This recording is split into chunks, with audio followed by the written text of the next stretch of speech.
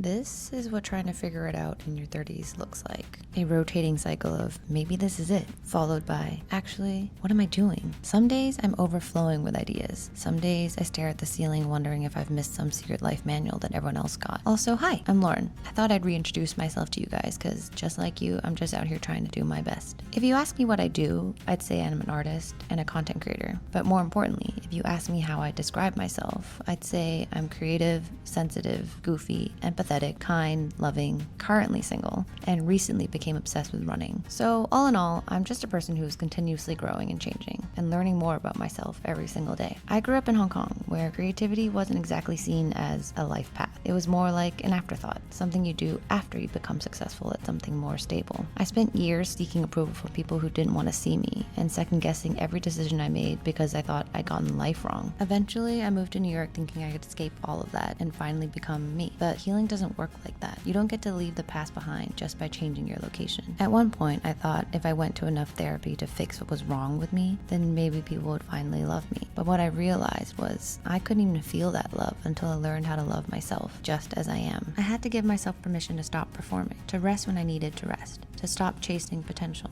mine or other people's, to let people be who they are and let me be who I am, to truly speak kindly to the most painful parts of me, and to trust and be okay with not knowing how things are going to unfold. So if you're in your 30s and still figuring out what you want, if you've cycled through hobbies, jobs, friends, partners, and healed versions of yourself more times than you can count, if you're learning how to be softer with the parts of you that used to scare you, hi, welcome to the club.